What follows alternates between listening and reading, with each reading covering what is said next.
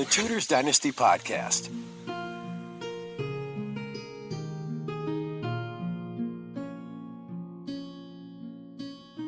In the last episode, we ended with the death of Mary, Queen of Scots. Today we begin with the aftermath of the defeat of the Spanish Armada, followed by the death of Elizabeth's favorite, Robert Dudley. In the midst of the public rejoicings over the defeat of the Armada, an event occurred which, in whatever manner it might be felt by Elizabeth herself, certainly cast no damp on the spirits of the nation at large: the death of Leicester. The death of Leicester forms an important era in the history of the court of Elizabeth, and also in that of her private life and more intimate feelings. The powerful faction of which the favorite had been the head acknowledged a new leader in the Earl of Essex, whom his stepfather had brought forward at court as a counterpoise to the influence of Raleigh, and who now stood second to none in the good graces of Her Majesty. But Essex, however gifted with noble and brilliant qualities, totally deficient in Leicester, was on the other hand confessedly inferior to him in several other endowments still more essential to the leader of a court party. His character was impetuous, his natural disposition frank, and experience had not yet taught him to distrust either himself or others. With regard to Elizabeth herself, it had been 1,000 times remarked that she was never able to forget the woman in the sovereign.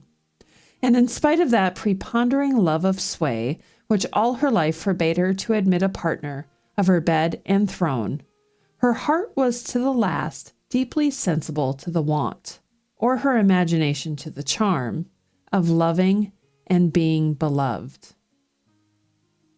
The death, therefore, of the man who had been for 30 years the object of tenderness, which he had long repaid by flattering profession, every homage of gallantry, and every manifestation of entire devotedness, left a void in her existence, which she felt it necessary to supply. It was this situation, doubtless, of her feelings which led to the gradual conversion into a softer sentiment of that natural and innocent tenderness with which she had, hitherto, regarded the brilliant and engaging qualities of her youthful kinsman, the Earl of Essex, a change which terminated so fatally to both. Sometime in the year 1590, the Earl of Essex married, in a private manner, the widow of Sir Philip Sidney, and daughter of Walsingham, a step with which Her Majesty did not scruple to show herself highly offended. The inferiority of the connection in the two articles of birth and fortune to the just pretensions of the Earl, and the circumstance that the union had been formed without that previous consultation of her gracious pleasure, which from her high nobility and favorite courtiers, and especially from those who, like Essex and his lady, shared the honor of her relationship, she expected as an homage, and almost claimed as a right, were the ostensible grounds of her displeasure. But that peculiar compound of ungenerous feelings which rendered her the universal foe of matrimony, exalted on this occasion by a jealousy too humiliating to be owned, but too powerful to be repressed, formed without doubt the more genuine sources of her deep chagrin. The courtiers quickly penetrated the secret of her heart. For what vice, what weakness can long lurk unsuspected in a royal bosom? And it is thus that John Stanhope, one of her attendants, ventures to write on the subject to Lord Talbot. That night, God willing, she will to Richmond, and on Saturday next to Somerset House. And if she could overcome her passion against my Lord of Essex for his marriage, no doubt she would be much quieter. Yet doth she use it more temperally than was thought for, and God be thanked doth not strike all that she threats.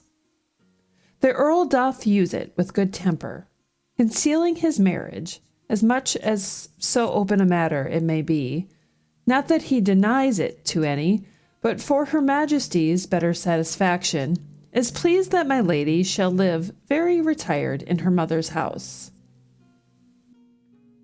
On the whole, the indignation of the Queen against Essex stopped very short of the rage with which she had been transported against Leicester on a similar occasion.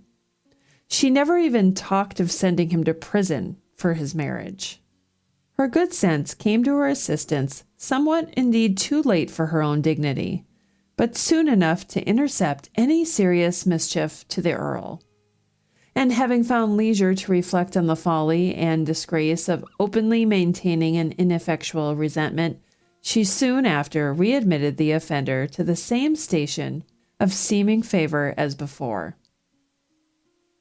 There has appeared, however, some ground to suspect that the Queen never entirely dismissed her feelings of mortification, or again reposed in Essex the same unbounded confidence with which she had once honored him.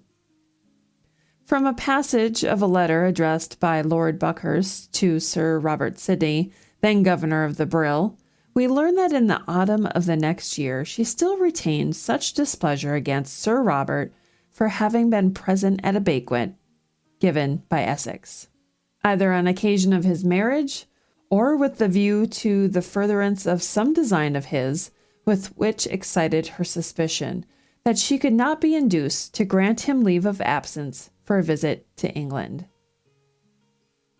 Sir Christopher Hatton died in the latter end of the year 1591.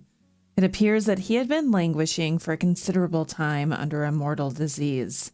Yet the vulgar appetite for the wonderful and the tragical occasioned it to be reported that he died of a broken heart, in consequence of Her Majesty's having demanded of him, with a rigor which he had not anticipated, the payment of certain moneys received by him for tenths and first fruits.